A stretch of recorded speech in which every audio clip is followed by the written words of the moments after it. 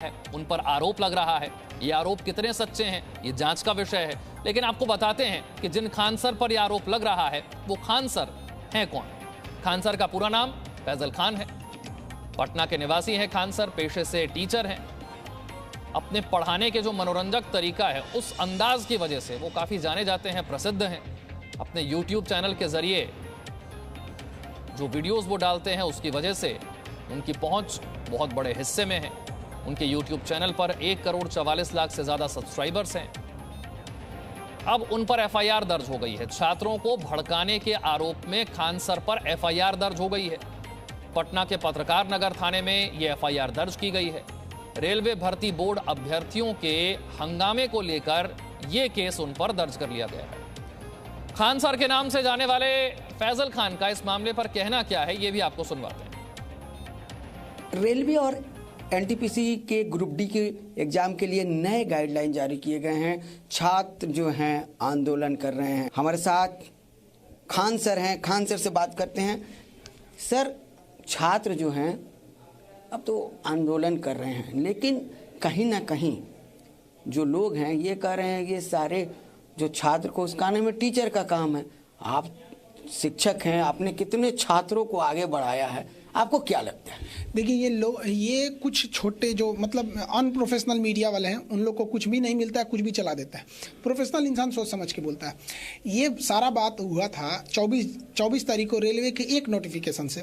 Railway के exam देने के लिए लड़का 2019 से वेट कर रहा था और उसका फरवरी में एग्जाम होना था। रेलवे एक नोटिफिकेशन जारी करती है। पहले NTPC के लड़के नाराज थे, लेकिन 1.5 करोड़ लड़के जो ग्रुप डी के थे वो घर में रजाई में सोए हुए थे। वो देख रहे थे कि इन बच्चों के साथ क्या हो रहा है। तब तक नोटिफिकेशन आया, सारा लड़का खोल के देखा, अरे नोटिफिकेशन आ गया। उनको लगा कि रेलवे ने उनकी बात सुन लिया। नोटिफिकेशन में क्या था? NTPC वाले भाड़ में जाओ, हम नहीं सुनेंगे तुम्हारी बात। जो रेलवे ग्रुप डी के लड़के एग्जाम देने की तैयारी कर रहे हैं, 1.5 करोड़ लड़के, अब उनसे हम मेंस का भी एग्जाम लेंगे। 3 साल बाद आप बोलिएगा एग्जाम के 15 दिन पहले मेंस का भी एग्जाम दो, रजाई छोड़ के चला आया। 1.5 करोड़ लड़का एक बार में निकलेगा तो कौन कंट्रोल करेगा? हम लोग समझाते रह गए, अरे मत जाओ मत जाओ मत जाओ, कौन संभाल रहा है वहाँ पे? तो एक हम लोग तो खुद प्रशासन का साथ दे रहे हैं।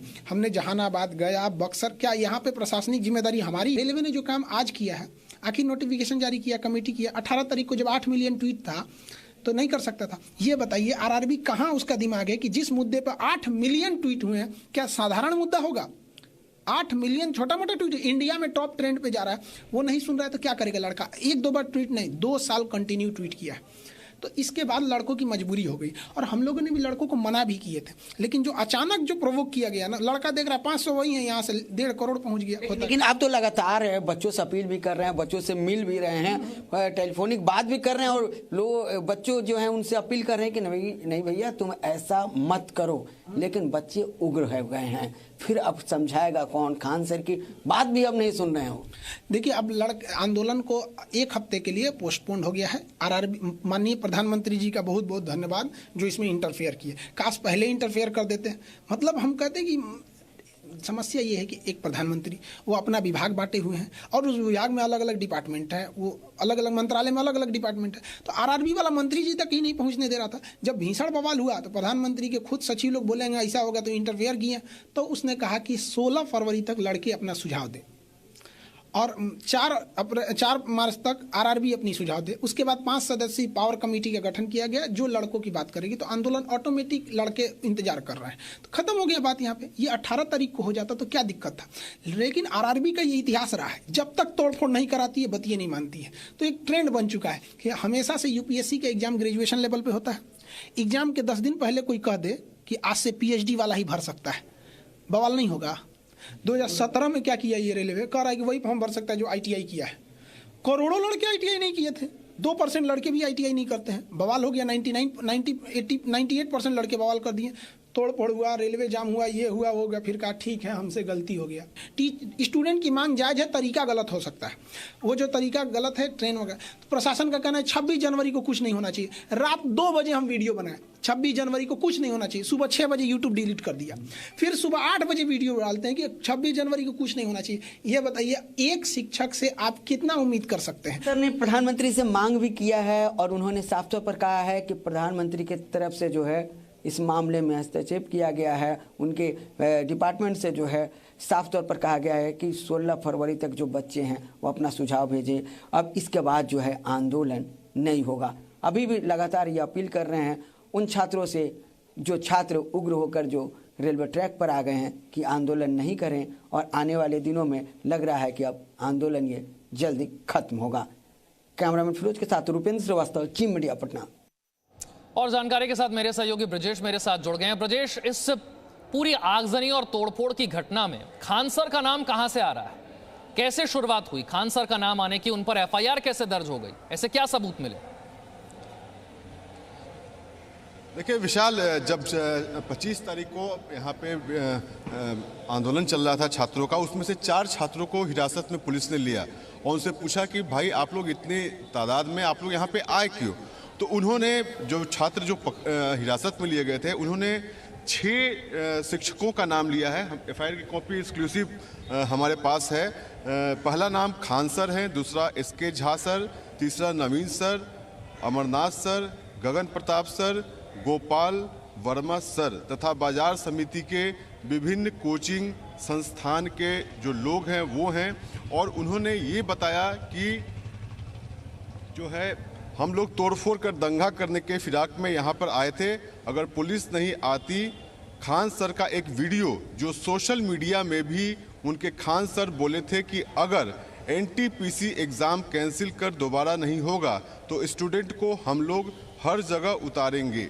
पूछताछ के क्रम में पकड़े गए व्यक्तियों ने बताया कि हम लोगों के अलावा इन घटना में शिव शक्ति नगर और बाकी जो चीजें हैं उन्होंने पूरी घटना थोड़ा सा संक्षेप में से मैं फिर समझने की कोशिश करता हूं। इस एफआईआर के मुताबिक क्या कहीं ये कहा गया है कि खान सर ने इन छात्रों को हिंसा करने के लिए कहा था, या सिर्फ ये कहा था कि आप जाइए अपनी बात रखिए, एक शांतिपूर्ण विरोध प्रदर्शन कीजिए? क्या कहा गया था? नहीं, इसमें साफ साफ लिखा हुआ है विशाल कि जो छात्रों जो हिरासत में लिए गए थे राजेंद्र नगर टर्मिनल से, वहां पे छात्रों ने कहा कि खान सर का एक वीडियो जो सोशल मीडिया में भी है, उसमें खान सर बोले थे कि अगर NTPC एग्ज़ाम कैंसिल कर दोबारा नहीं होगा तो स्टूडेंट को हम लोग हर जगह उतारेंगे। मतलब कि ये लाइन जो छात्र जो पकड़े गए थे, जो हिरासत में लिए गए थे, उन्होंने ये बात बताई है, यानी कि अगर ये कैंसिल नहीं होता है एग्ज़ाम तो छात्रों को उतारेंगे। मतलब कि उकसाने का ये आरोप लगा है उसमें। और तमाम लगभग IPC की धारा 147, 148, 149, 51, ये जितने टीचर्स का नाम है, क्या इन सारे टीचर्स पर एफआईआर हुई है या एफआईआर सिर्फ खान सर पर है? नहीं, बिल्कुल। खान सर के अलावा 5 और शिक्षक हैं जिनका बाकायदा नामजद हैं। वो जो स्थानीय जो उस इलाके में है, पत्रकार नगर इलाके में, वहाँ पे वो अपनी कोचिंग चलाते हैं। और बार बार देखिए, जब से ये आंदोलन शुरू हुआ और जिस तरीके से उपद्रव शुरू हुआ, पहले से ही ये प्रशासन को ये शक था और पटना के DM ने ये कहा भी था उस वक्त कि जो कोचिंग संचालक हैं वो पीछे से हवा दे रहे हैं। क्योंकि एक बात आप मानिए विशाल, कि ये पूरा जो आंदोलन हो रहा था या उपद्रव हो रहा था, इसमें कोई लीडरशिप नहीं था। प्रशासन के लोग अगर छात्रों के बीच जाते थे कि आप बताइए कि 5 लोगों का डेलीगेशन हमको दीजिए कि हम आपसे बातचीत करते हैं, तो कोई डेलीगेशन नहीं था। मतलब लीडरशिप, विदाउट लीडरशिप ये आंदोलन चल रहा था। यही वजह से ये इतने तमाम तरीकों से फैला। और ये जो ट्विटर है, बात जो आ रही है जांच में कि ट्विटर हैंडल के जरिए छात्रों को इकट्ठा किया गया, तो अब पुलिस ये जांच कर रही है कि क्या कौन से लोग थे इसके पीछे। और कई पार्टियों के भी लोग इसमें शामिल हो गए थे, पार्टी के नेता भी शामिल हो गए थे, उनके छात्र संगठन के लोग भी शामिल हो गए थे। तो सिर्फ ये छात्र नहीं थे बल्कि पार्टी के जो वर्कर थे वो भी शामिल हो गए थे। तो इन तमाम लोगों का नाम आ रहा है इसमें। और कोचिंग संचालक जो इन छात्रों को कराते थे रेलवे भर्ती के लिए, उन्होंने भी जो आग में घी का काम किया है, ऐसा पुलिस अपनी जांच में फिलहाल अभी ला रही है। विशाल, शुक्रिया ब्रजेश इस जानकारी के लिए।